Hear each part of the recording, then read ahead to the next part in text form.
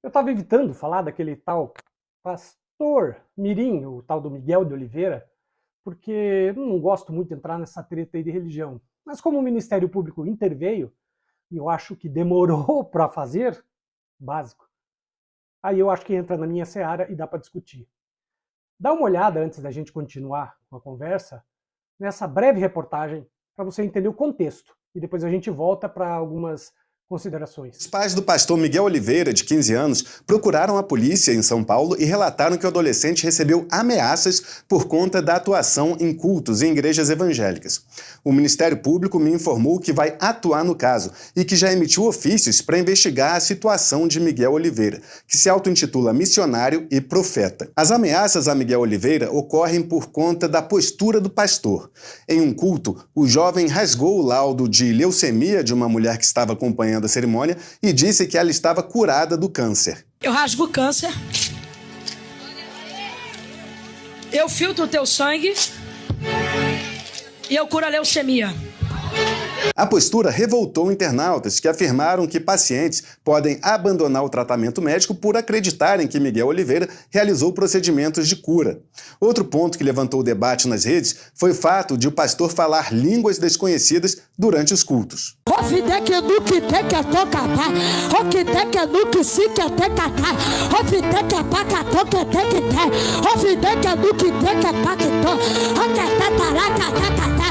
Poucos aqui estão entendendo o que eu estou fazendo. Por fim, a forma incisiva como o pastor Miguel Oliveira pede doações também chamou a atenção.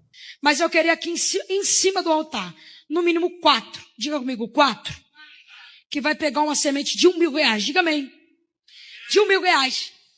R$1.000 para a gente não é sacrifício. Com 1.300.000 seguidores no Instagram, Miguel Oliveira vem sendo alvo de mensagens críticas e, sobretudo, de ameaças. O adolescente tem apenas 15 anos. O dado concreto é o seguinte: se o moleque continuar nessa vibe que ele tá, haverá dois problemas. O primeiro problema é que o Ministério Público pode, se quiser, e na minha opinião, deve, processar os pais e meter os pais na cadeia. Porque eles estão fazendo o moleque seguir um caminho possivelmente sem volta. No meu modesto entendimento, ele não passa de um pilantrinha juvenil. Porque dizer que vai curar o câncer e algumas pessoas acreditarem. Sabe qual é a minha sugestão, meu querido pastor Miguel de Oliveira Mirim, de 15 anos? Vai lá no hospital e cura o Bolsonaro, o seu ídolo, o ídolo dos seus pais, ídolo de toda essa gente. Por que vocês não vão lá curar esse cara? Para parar com essa frescura, esse mimimi todo santo dia. Aliás, a minha pergunta é extensiva para os outros. Malafaia e tantos outros aí, que dizem que curam doenças incuráveis. Pô, façam isso com o Bolsonaro, cara. Por que vocês estão deixando o cara nesse calvário? Vocês não gostam dele? Ou será que é mentira que vocês curam de verdade?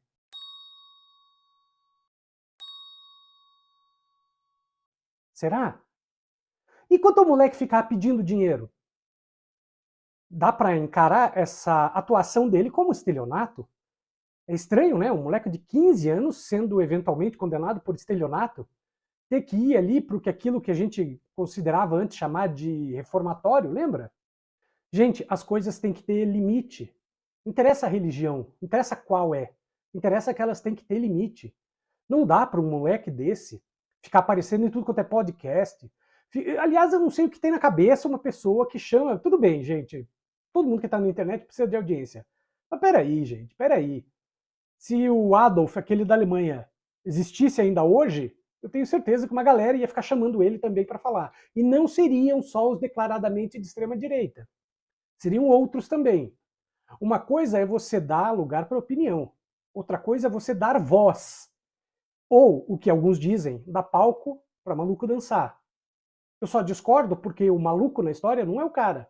Esse molequinho não é maluco. Ele é um bruta de um esperto. E tá ali tentando levar uma galera. Esse troço de falar em línguas... Ah, gente, sério. Sério. Todo mundo que me acompanha mais a miúde sabe que eu não sigo nenhuma religião, porém sou católico batizado, mas sou cristão acima de tudo. Mas eu não entendo, no meu entendimento, não tá que ser cristão tem que fazer esse tipo de papel ridículo que todos esses neopentecostais e também variações da Igreja Católica fazem hoje em dia para ganhar seguidores, se é que você me entende. Eu acho que não, gente. Acho que o caminho não é esse. E se as autoridades não tomarem uma providência, e nesse caso, com certeza, uma das autoridades é o Ministério Público, que pode tomar providência e deve, a coisa descamba.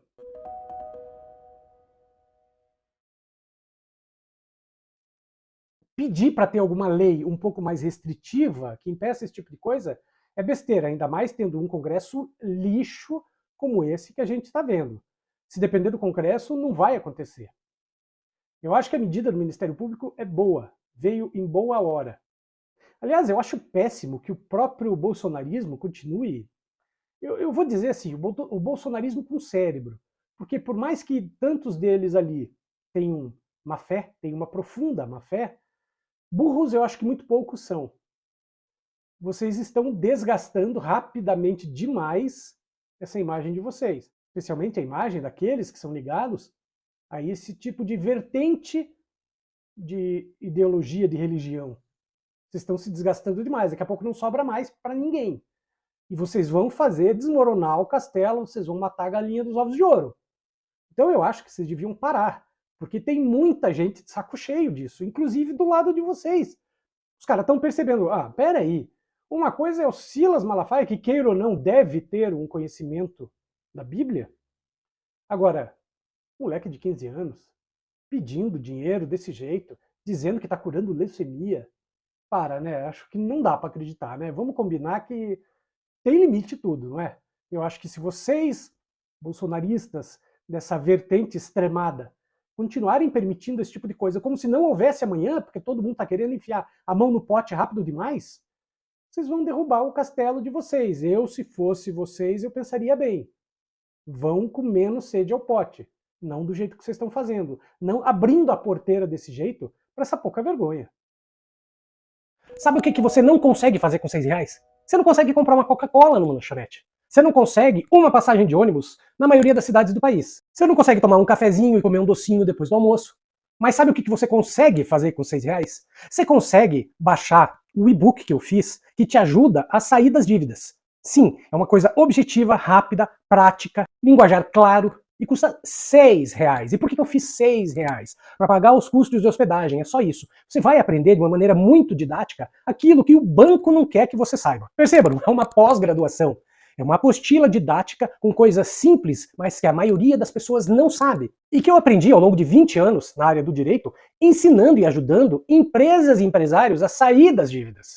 Entra na descrição desse vídeo, clica no link, baixa o PDF que custa R$6. Você pode distribuir para quem você quiser, quantas vezes você quiser. A minha intenção é te ajudar.